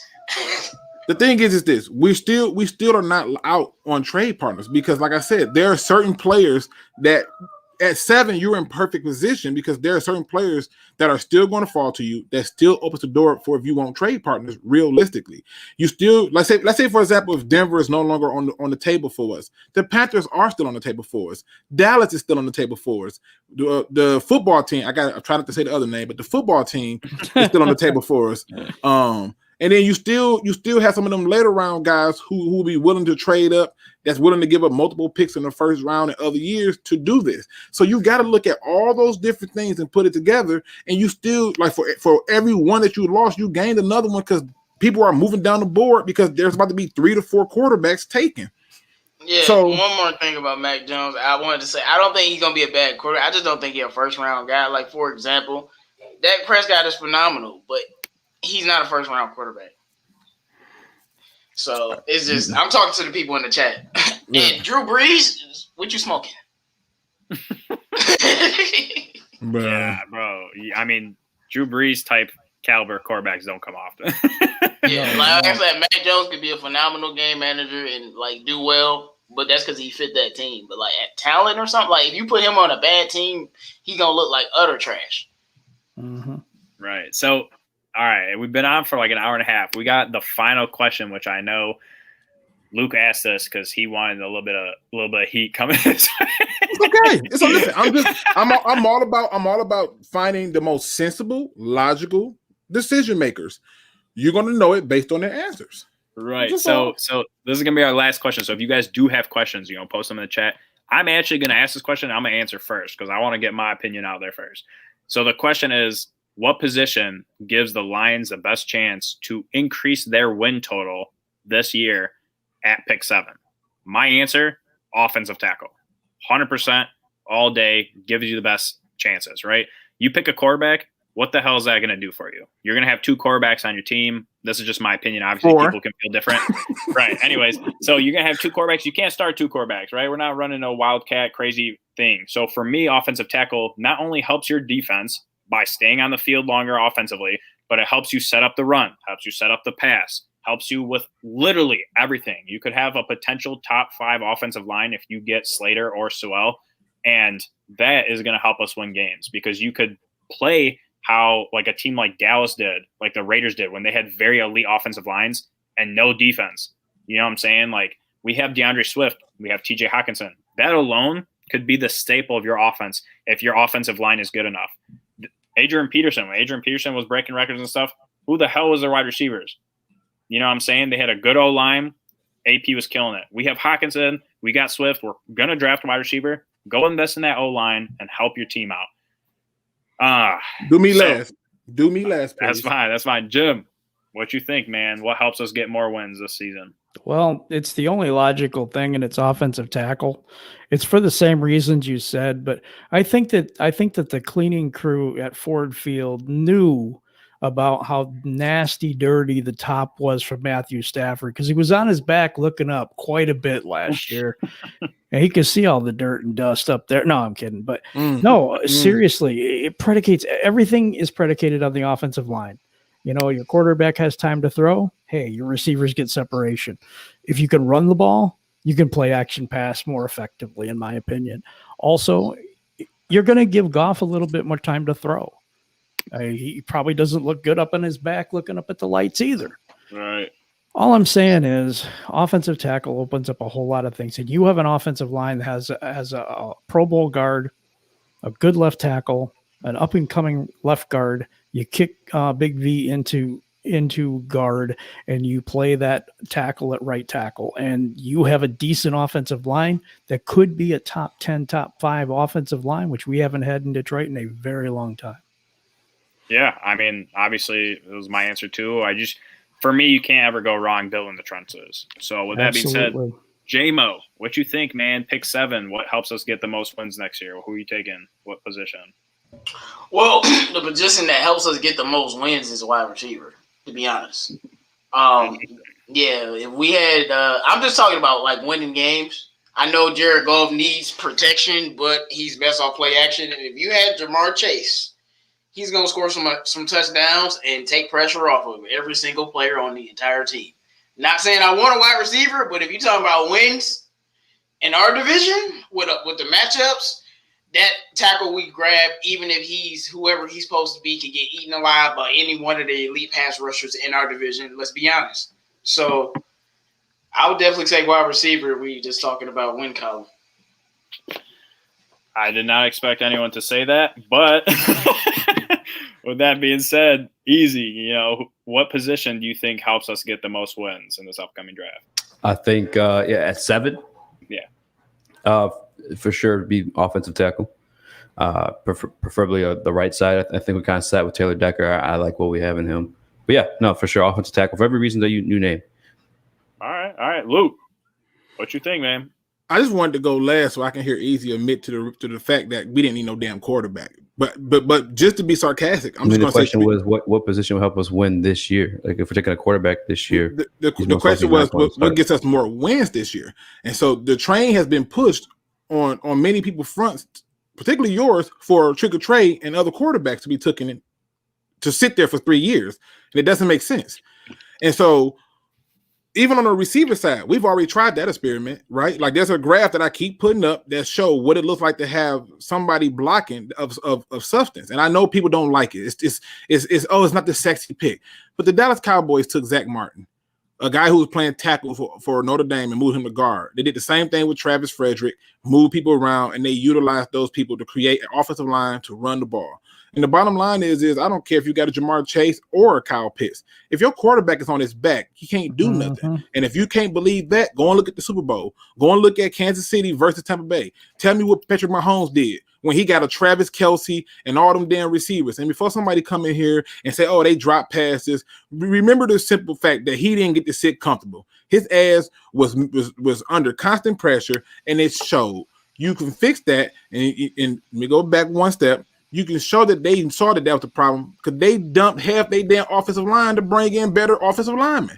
So if they are figured out that they got to do this, why would the Lions do anything different? We've tried the wide receiver. We've tried the running back. We've tried just the quarterback. What we have never tried or never been known for is having an offensive line. It is the only thing that you can select at 7 that increases your win total.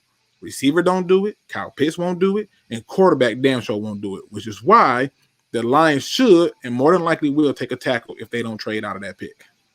So just because I got who our quarterback is. So I got to play devil's advocate.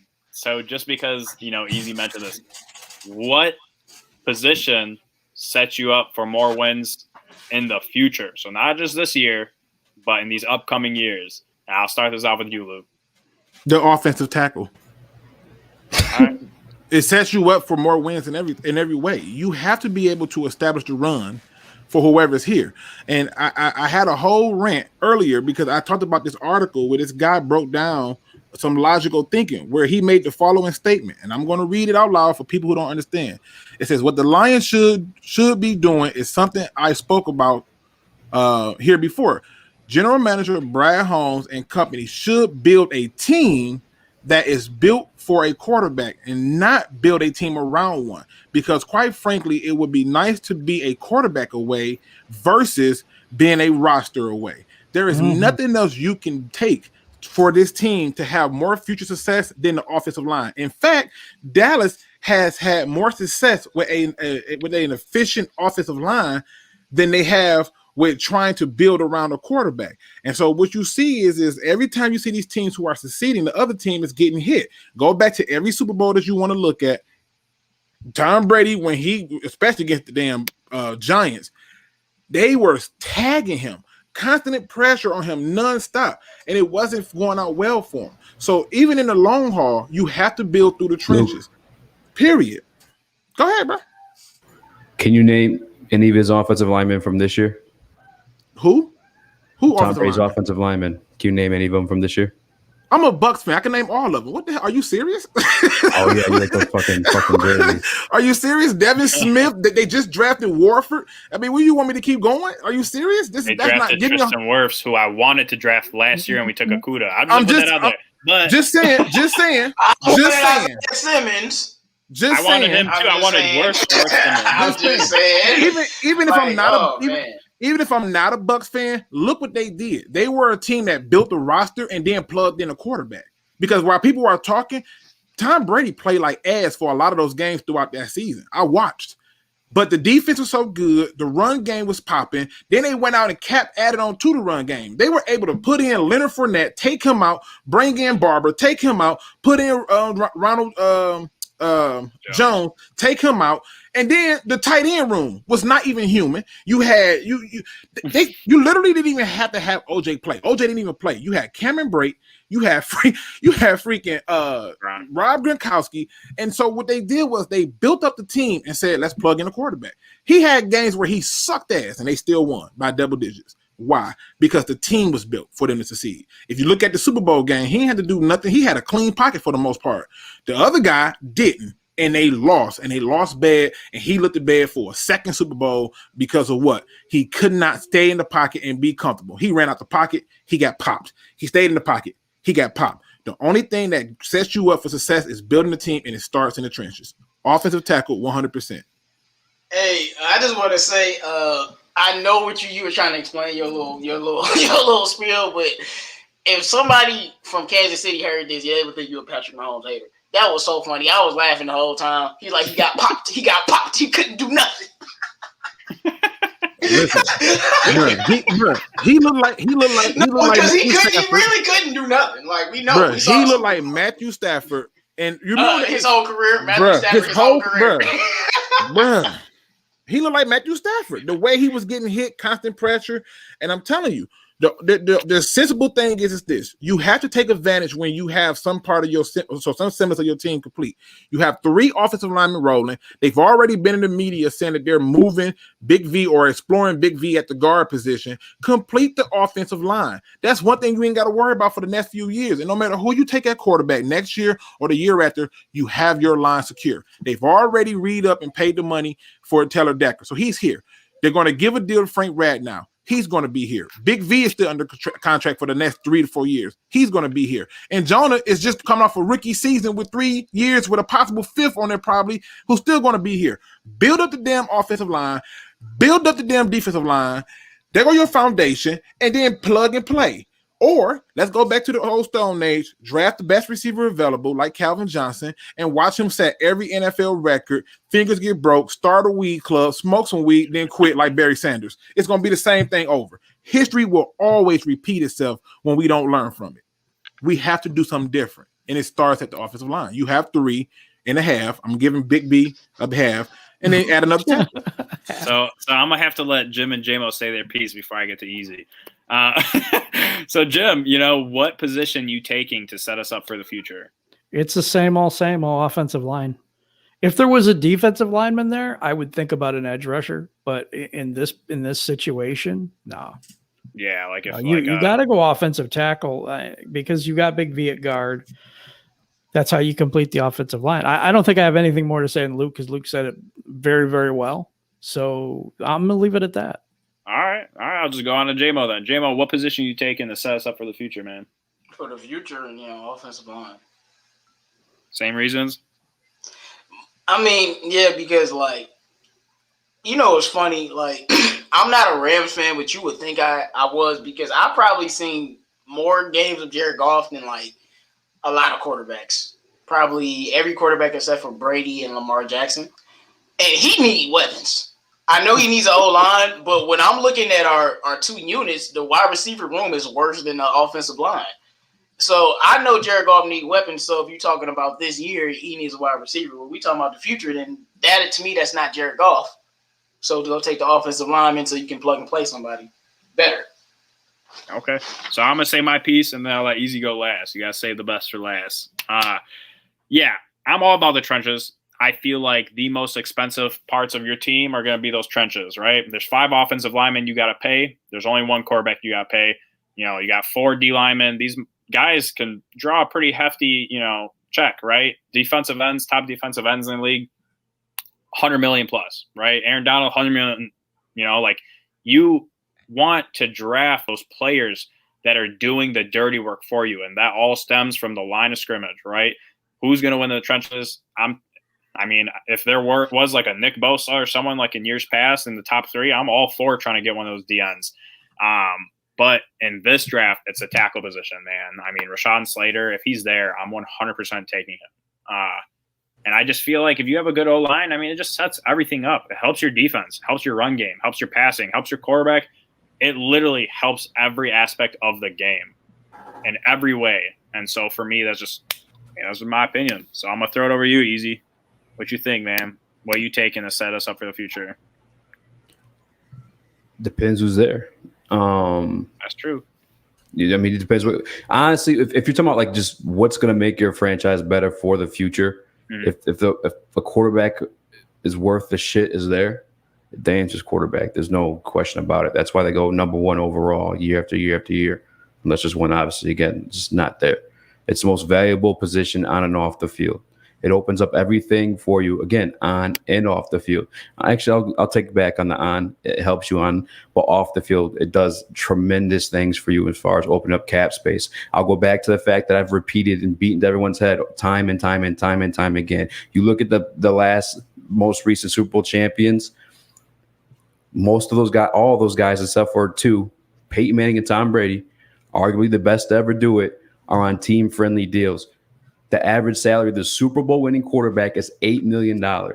You get that when you have a guy on a rookie deal or a guy who sat a couple years and you can't demand a Patrick Mahomes deal, or unless he's performing like Patrick Mahomes, it's quarterback. But again, it just depends who's there. Like if there's not a Trey Lance there, if there's not, what's the top two are the only ones I really would honestly consider taking there, then offensive lineman.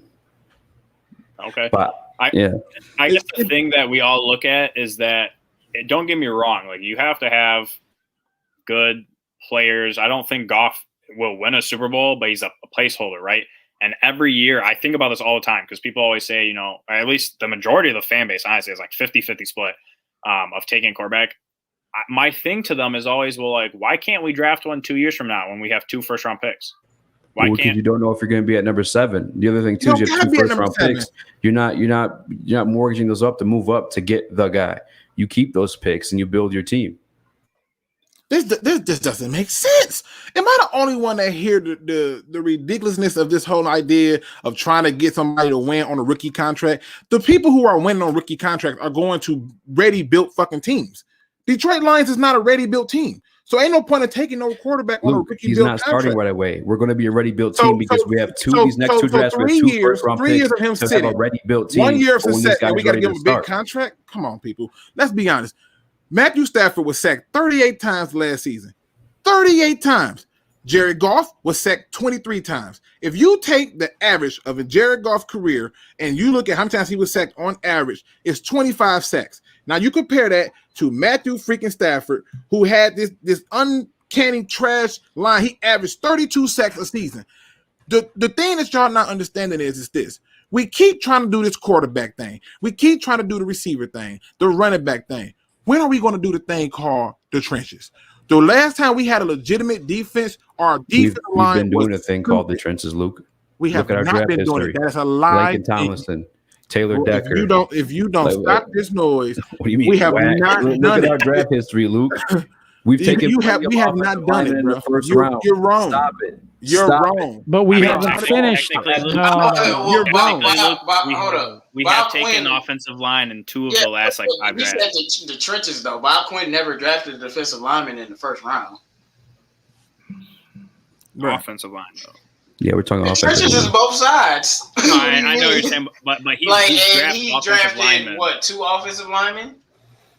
So if you take a bad quarterback, you just quit. No. Right? You said Lincoln Tomlinson. That was a bust for us. I'm not saying it was a Frank bust. Ragnow, first-round pick. Taylor Absolutely. Decker, first-round pick. How Lincoln many Tomlinson, positions do you have? Pick. Riley How many Reed, positions do you have? Don't tell me we haven't tried to build this team through the trenches. That's garbage. That's a garbage take. It's not a garbage take because you never finished. What we're talking about and what you're talking about. Tell me when we had a top 5 offensive line. Talk to me. Tell me. You can't because we haven't. We attempted to do something that doesn't mean we did it. Exactly. Thank you. Facts. Now we got 3. Complete the process. The problem why we don't do what the problem why the Lakeland Tomlinsons and all them people suck is because we never completed when we have it. We have a Larry Warford, never draft another lineman. Never. We go out and get a Rick Wagner, don't get nothing to go with. Okay.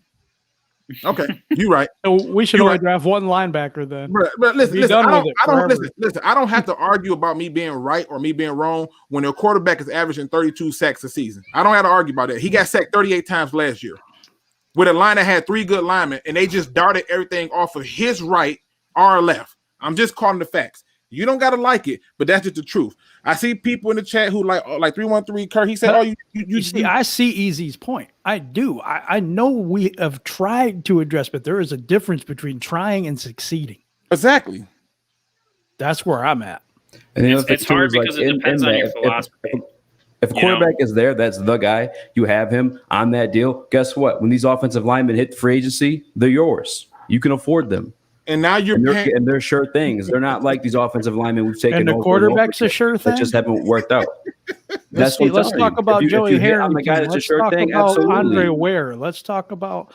You think that quarterback's going to be a sure thing? That argument can go both ways because I said the same thing about any offensive lineman you want to take. Like, yeah, what if he doesn't work out? We both can sit and say that to each other. Sure. We're blue in the face. I agree with that. But it doesn't change the fact that if you have a quarterback that hits, it helps you more than anything, and that's not true. How about Matthew Stafford? I don't know about that. How about Matthew Stafford? How many playoff wins do we have? You speak about this all the time. Stafford, you and I mean. So my big thing is like you look at these teams that draft quarterbacks, right? Deshaun Watson, a elite level quarterback. He can't do shit without a team. You look at Justin Herbert, who blew up last year. He can't do shit without a team. Joe Burrow, season ended because he didn't have an offensive line. You look, it's such a repetitive cycle of teams rushed because they're like, yo, this is my quarterback. And I get it. If you like a guy and you want to go get him, I can respect that. But like, at the very least, you have to have an offensive line to protect your most valuable asset. But Andrew, all of these teams are teams ready to win. We brought up San Francisco. We brought up San Francisco. Oh, no. I'm talking about the teams that have elite level quarterbacks. I'm talking. Listen, let me finish. All of these teams are the teams that's ready to win. We're talking about San Francisco. They're not getting Mac Jones because he's the most talented. They getting guys to plug and play. When you got Patrick Mahomes, their team was they won a division and won a playoff game. 11-5. So plug and play. With Alex Smith. Like it's plug and play. All of these teams that get those quarterbacks that went on those rookie deals are ready made. Like we know Chicago isn't in a position to get one, but if they could, they would get one.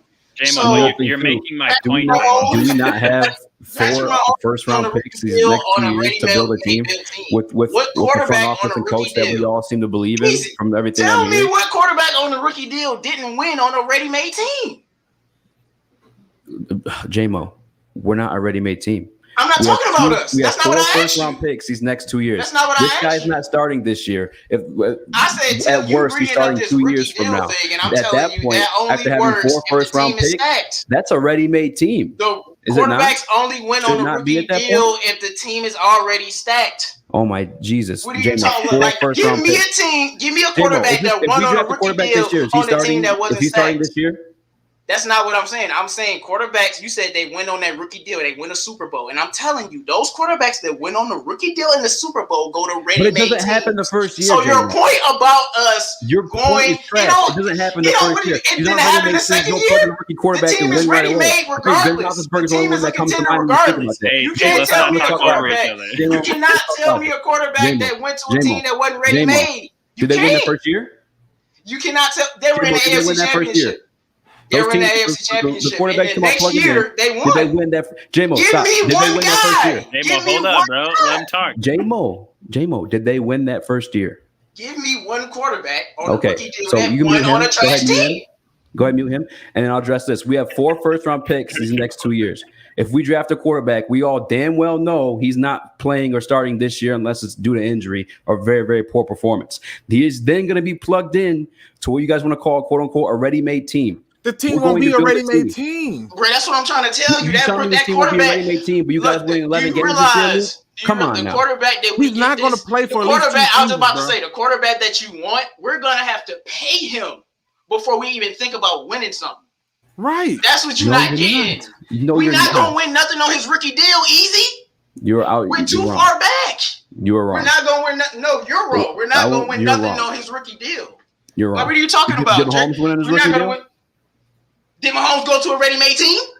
Nope. Yes. What are you talking about? Nope. They won the fucking division. You They won a playoff game. You came The in hell are here you after. talking about? What are you talking Come on about? now.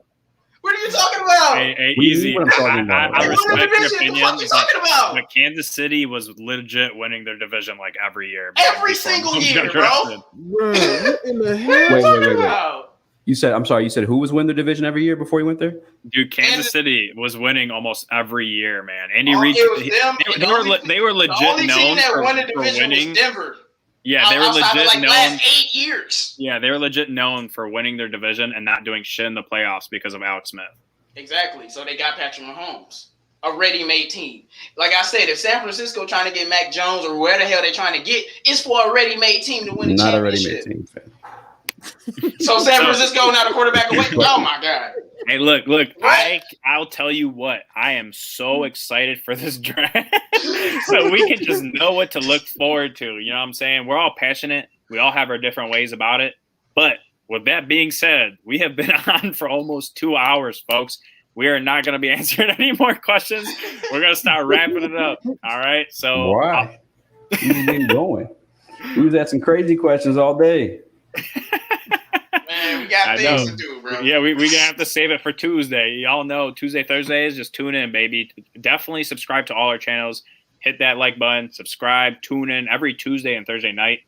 For as long as I know, someone's going to be going live. Okay. So make sure you're subscribed to all of our channels. But with that being said, like I said, we got work. We busy people. If y'all want, you guys can go live on your channel, but I got to head out. So I'm gonna throw it to you, Easy, if you want to say your final thoughts, man. Shit, where the fuck do I start, man? Why you go to me first, man? So much motherfucking pressure. I guess check me out. I'm in with Woodward Sports now. We are daily on the hook from 3 to 5. If you guys want, we had the guy. You guys see the Jeopardy episode when man hold Aaron Rodgers? Mm-hmm. Yeah. we had him on the show today. We got to mess with him a little bit, so that's pretty cool. Oh, how am I missing this? Fuck that. Fuck everything I said. I mean, definitely check it out. But I got a podcast with Darren McCarty, 4-time Stanley Cup champion. Darren McCarty. We did a podcast here at Woodward Sports, and then he actually took me to the Red Wings game afterward, and we had a good time. Oh, that is so cool, man. Man, it was so cool. It was crazy, bro. Because I'm not big into hockey, but to learn it from fucking a 4-time champion, you know what I'm saying? Like, you can't ask for anything better, man. It's been a blessing. Yeah, so definitely go tune in to Speakeasy if you want. You know, look him up. Speakeasy. What is it? Speakeasy Sports or? Yeah, I believe it's Speakeasy Sports. Yeah, just type in Speakeasy Sports. Should be the first thing to pop up. Yeah, and you'll see it. Go tune in, man. J-Mo, final thoughts, man.